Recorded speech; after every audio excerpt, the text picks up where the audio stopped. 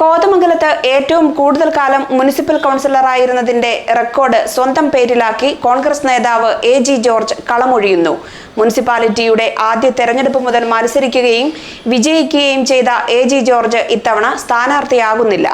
എ.ജി. എന്ന 2 അക്ഷരം കൊണ്ട് ജനങ്ങൾക്കിടയിൽ ചിരപ്രതിഷ്ഠ നേടിയ അദ്ദേഹം 37.5 വർഷമാണ് കൗൺസിലറായി പ്രവർത്തിച്ചത്. 2.5 വർഷം ചെയർമാനുമായി. ഇന്ത്യയിൽ ആവശ്യമുണ്ടെങ്കിൽ അത് മാന്യമായ രീതിയിലേക്ക് മറുപടി പറയാൻ താങ്കൾ തയ്യാറായിട്ടില്ല. താങ്കൾക്ക് വേണ്ടിയിട്ട് ഒരു ടെമ്മിലൂടെ സംസാരിക്കാറുണ്ട്.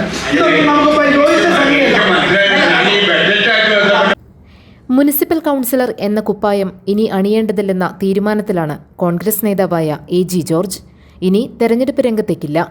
പുതിയ തലമുറയ്ക്ക് വേണ്ടി വഴിമാറുകയാണെന്ന് അദ്ദേഹം പറഞ്ഞു. എ.ജി. കളമൊഴിയുമ്പോൾ മകൻ അനൂപ് ജോർജിന്റെ രംഗപ്രവേശവും ഉണ്ടാകുന്നുണ്ട്. ഇത്തവണ അനൂപ് ജോർജിന് കോൺഗ്രസ് സ്ഥാനാർത്ഥിത്വം നൽകിയിട്ടുണ്ട്. അപ്പോൾ അങ്ങനെ 37 വർഷം കംപ്ലീറ്റ് ചെയ്ത അവസരം ഞാൻ എൻ്റെ ഈ തെരഞ്ഞെടുപ്പ് രംഗത്ത് നിന്ന് മാറാനുള്ള തീരുമാനം എടുത്തിട്ടില്ല. അപ്പോൾ കോതമംഗലം മുനിസിപ്പാലിറ്റി തുടങ്ങിയ അന്ന് മുതൽ ഇന്ന് വരെ എനിക്ക് ഇതിനകത്ത് ഭാഗമാക്കാൻ സാധിച്ചു എന്നുള്ളൊരു വലിയൊരു ദൈവാധീനം എനിക്കുണ്ട്.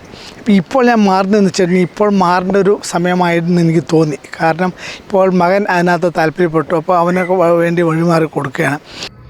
കോതമംഗലം മുനിസിപ്പാലിറ്റിയുടെ ആദ്യ ജനകീയ കൗൺസിലിലേക്ക് തെരഞ്ഞെടുപ്പ് നടക്കുന്നത് 1988-ലാണ്.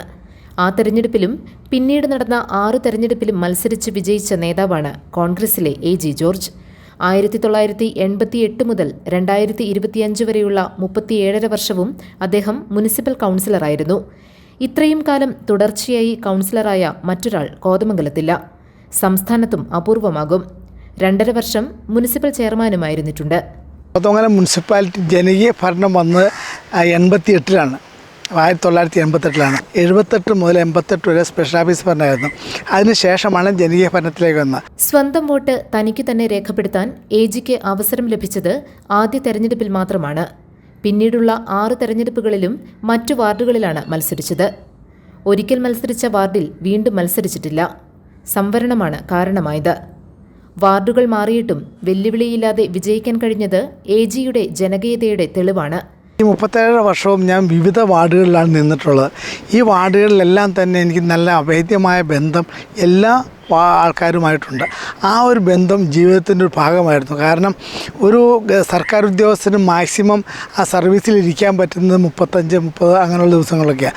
ഇത് 37 വർഷം എന്ന് പറഞ്ഞിട്ടുണ്ടെങ്കിൽ ന്യായമായ ഒരു രീതി എൻ്റെ ഭാവിയിൽ നല്ലൊരു കാലഘട്ടം മുഴുവൻ ഞങ്ങളോടൊപ്പം ഉണ്ടായിരുന്നു എന്നുള്ളൊരു നല്ല രീതിയിൽ സന്തോഷകരമായ ഒരു അനുഭവമാണുള്ളത്.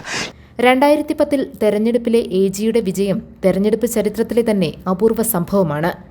പത്രിക സമർപ്പിച്ച ശേഷം ഒരു പ്രചരണവും നടത്താതെയാണ് അദ്ദേഹം തെരഞ്ഞെടുക്കപ്പെട്ടത്. പത്രികാ സമർപ്പണത്തിന് ശേഷം മുന്നണിയിലെ ധാരണപ്രകാരം അദ്ദേഹം മത്സരരംഗത്ത് നിന്ന് പിന്മാറിയിരുന്നു. ബാലറ്റിൽ പേരുണ്ടായിരുന്നു എന്ന ഒറ്റ കാരണത്താൽ അദ്ദേഹത്തിന്റെ പെട്ടിയിലാണ് ഭൂരിപക്ഷം വോട്ടുകളും വീണത്. ജനങ്ങൾ നൽകിയ വലിയ അംഗീകാരമായി ആ വിജയത്തെ കാണുന്നു. ഒരു പ്രാവശ്യം എനിക്ക് സ്ഥാനാർത്ഥിത്വത്തിൽ ചെറിയ പ്രശ്നങ്ങളുണ്ടായെന്ന് പറയാൻ കാരണം 2010 ഞാൻ കോളേജ് വാർഡിൽ നിന്ന ഒരവസരത്തിൽ അത് കേരള കോൺഗ്രസിനാണ് എന്നുള്ള പ്രഖ്യാപനം വന്ന് ഞാൻ എനിക്ക് പിൻവലിക്കാൻ പറ്റില്ല. കാരണം അപ്പോഴത്തേക്കും പിൻവലിക്കുന്ന ഡേറ്റ് കഴിഞ്ഞ് പോയായിരുന്നു. അപ്പോൾ എൻ്റെ ചിഹ്നം അവിടെ കിടന്നു. പ്രവർത്തകരെല്ലാം കൂടി എന്നെ ജയിപ്പിച്ചു. അന്ന് 155 വോട്ടിനാണ് ഞാൻ ജയിച്ചത്. എനിക്കെതിരായിട്ട് നിന്ന് ബാലഗോപാലനായിരുന്നു. അപ്പോൾ ആ 155 വോട്ട് ജയിപ്പിച്ചു. അപ്പോൾ അത് വലിയൊരു ജന അംഗീകാരമായിട്ട് ആ സമയത്ത് എനിക്ക് തോന്നി. അഭിമാനത്തോടെയാണ് തെരഞ്ഞെടുപ്പ് രംഗത്ത് നിന്ന് പിന്മാറുന്നതെന്ന് എ.ജി. ജോർജ് പറഞ്ഞു. എന്നാൽ കോൺഗ്രസ് പ്രവർത്തനത്തിലൂടെ ജനസേവകനായി ഇനിയും തുടരും. ഇത്രയും കാലം പാർട്ടിയും ആവോളം പിന്തുണയും പ്രോത്സാഹനവും നൽകി. നിരവധി സ്ഥാനങ്ങൾ വഹിച്ചു.